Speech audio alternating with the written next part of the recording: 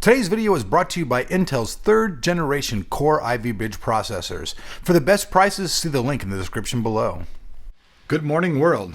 Elric Ferris, Motherboards.org YouTube channel with the launch of the new GTX 690 from the folks over at NVIDIA. The wait is over. I know you guys have been really looking forward to this. If you guys missed the unboxing with the crowbar, you guys could check that out. It's right here behind me. It was pretty cool and pretty funny. I think you'll like it. But today's launch day, so you guys have a lot of questions. So we'll go over a few things today. We'll go over the new features of the GTX 690. We'll go over the test station that you see back here behind me, what we're using for the test. We'll give you the performance, the heat values, and how loud it is. But basically, even before the video, I've got the card running here behind me. You guys can see it's not that loud. Fans running at about 30% capacity. I've actually gone in and adjusted it and turned it to full blast. Really, it just makes a little bit more noise, but there's no reason to do that because at the 30%, it's keeping the card well cool. You'll be surprised with the results. Let's jump in right now and let's first off take a look at the card itself and its features.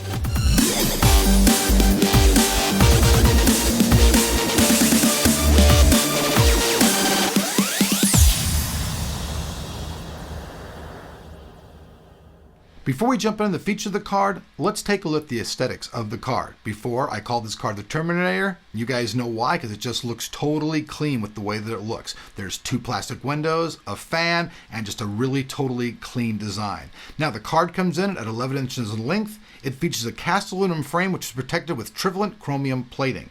This card has something different as well. It features a 10-phase power supply with 10-layer 2-ounce copper PCB, just like high-end motherboards. It also features an injected molded magnesium alloy fan housing, which allows for lighter weight, better heat dissipation, and better acoustic dampening. This allows for the card to run not only cooler, but quieter as well.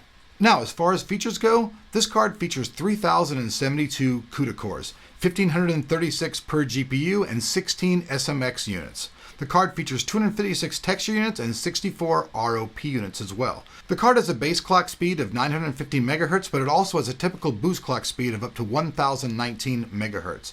The card also features 4 GB of GDDR5 memory. Now this is 2 GB per GPU and a memory clock data rate of 6008 MHz. The card features 2 256-bit memory interfaces with a memory bandwidth of 384.4 gigabytes a second. Hard to even roll off the tongue. The dual Kepler GPUs allow gamers to devote one of its GPUs solely to PhysX processing, ensuring the best frame rates. Another thing that's really cool about this new 690 is its 3,072 CUDA cores will allow you to drive 3 3D displays in 3D Vision Surround, including high frame rates, all off a single card by the 3 DVI connectors that are located on the rear I/O. And while speaking of the rear I/O, in addition to the 3 DVI ports, we also get a main display port. This opens up a whole wide variety of the options when you want to go out and purchase new monitors these days. Okay, so we've seen the card. That thing was one sexy beast, and we also saw the features of it, real cool as well. Now let's actually look at the performance of the card, and before we do that, let's talk about the test station. Behind me, I have an X79 platform-based test station due to the fact that I want it to be pretty high-end, but I didn't want it to break the bank. So I started off with the Asus. This is the Rampage 4 Extreme motherboard. I use this motherboard because it has a shit ton of features on board. Now for memory, I'm using some new Patriot Division 4. Now this memory is geared to run at 1866 megahertz, and I've got 32 gigabytes sitting on this bad boy behind me. Now, we all know that this X79 platform CPUs are a fortune, but I didn't use the 3960, I used the 3820. If you're an enthusiast, you know what I'm talking about. This is mid-level stuff. Now, I kept a normal hard drive in there. I'm using a Western Digital. This is the Caviar Black 2 terabyte drive. This drive is actually pretty fast for a moving parts drive. Plus, it's still more affordable than if I try to deck this thing out with a bunch of SSDs. Now, as far as the power supply goes, I have the Thermaltake Tough Power on here, and as far as the cooling, I just went ahead and used the Intel stock water cooler that I got when I actually got my review kit from those folks before. Now, this is a pretty cool system. It runs very well. Now let's jump in and let's actually take a look at the performance and see how this card kicks ass.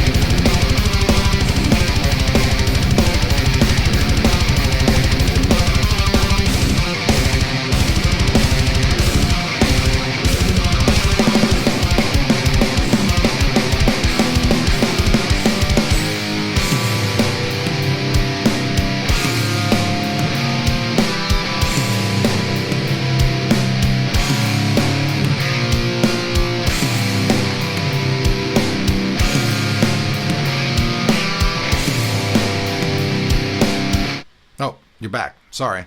I was rocking out to that song. Now, a lot of you guys always ask, what the hell is that song? Well, that is Pain Cylinders, Something to Believe in. You guys want to check out my band, you can see that in the description below. Now, if I just had one word to summarize this card, the GTX 690, that word is wow. W-O-W, because this card seriously has a lot of potential and is one of the coolest looking cards and coolest running cards I've ever seen to come out of the doors of NVIDIA. Now, a lot of you guys are going to be out there going, man, why in the hell would I want to buy this card? It's $1,000. Well, I could just go out and buy myself 2 GTX 680s. Well, you could, but the only thing you're going to get is a wee bit of performance increase by doing that. There's just so many other things that are better about this new GTX 690. The first thing is this card uses a single PCIe slot, so that means you're saving bandwidth. Also, this card, you can use quad SLI in 2 cards. So instead of having 4 cards spread out, you've only got 2 cards.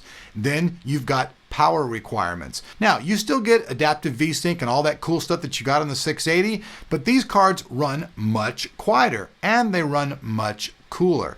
The GTX 690 runs at about 44 Celsius under full load. Now, you guys can hear the sound behind me. It's very livable with, and this is on an open air test bed. Now, you stick this thing inside of a case, you're not going to hear anything at all. It's very, very impressive. The only drawback that anybody is going to be able to say about this card at all is the $1,000 price tag. So yeah, it's a hefty price tag. But look, you get almost the same performance as a GTX 680 run in SLI on a single card. That's pretty impressive. The card runs cooler, quieter, and I gotta say right now, it's the king of dual GPU cards and kicks ass on everything there is out there.